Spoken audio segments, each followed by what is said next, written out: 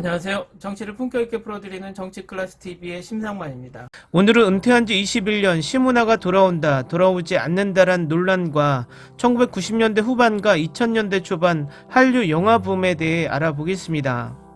오늘 일본 뉴스메인의 한국 여배우, 드라마 청춘의 덫, 영화 8월의 크리스마스 등을 통해 인기를 모은 시문화의 복귀가 보도됐다란 제목의 일본 기사와 여배우 시문화 복귀설의 보도를 스스로 부정, 허위사실 유포에는 법적 대응도 검토한다는 제목의 두 개의 기사가 올라왔습니다.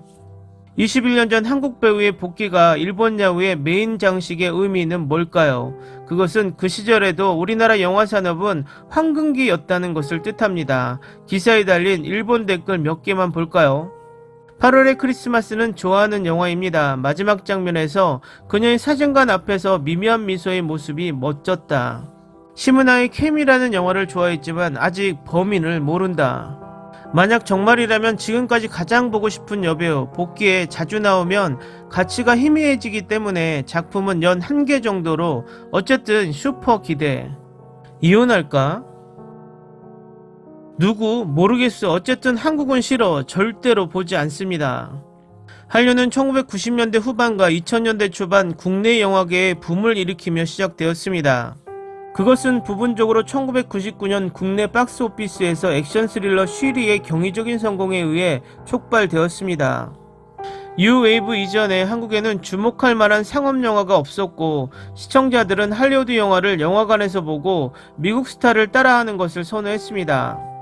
1999년 개봉한 쉬리의 흥행 성공은 상업영화의 꽃길을 열었고 실미도와 같은 고예산 영화를 일컫는 한국형 블록버스터라는 용어도 도입되었습니다.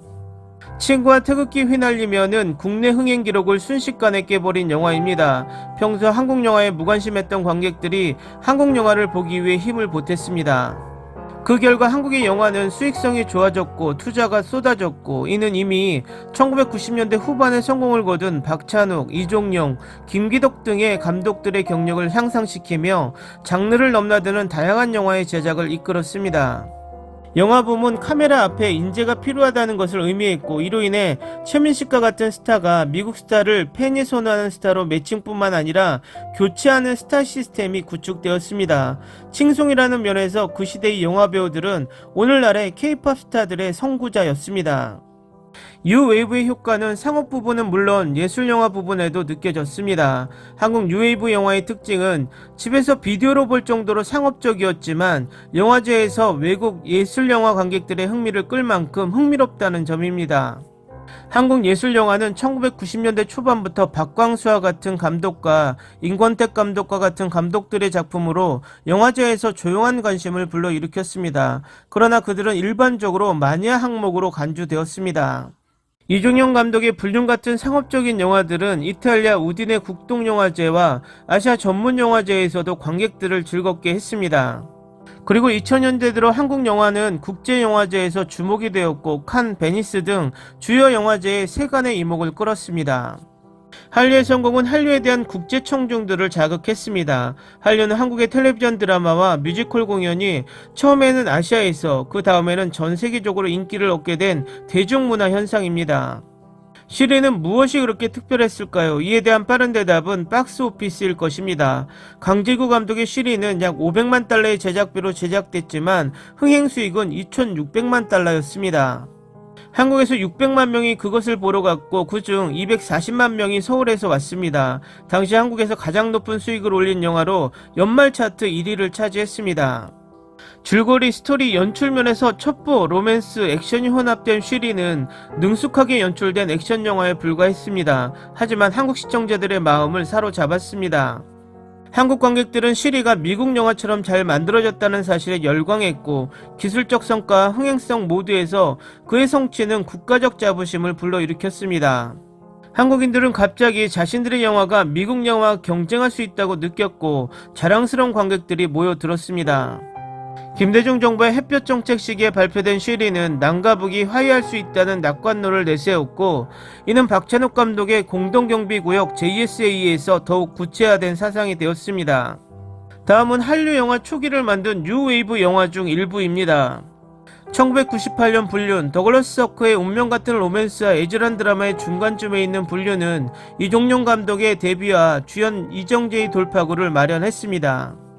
베테랑 배우 이미숙이 여동생이 못된 약혼자와 사랑에 빠지는 여자를 연기합니다. 그녀가 자신의 운명을 용감하게 통제하는 방식은 집에서 여성 시청자들의 마음을 사로잡았습니다.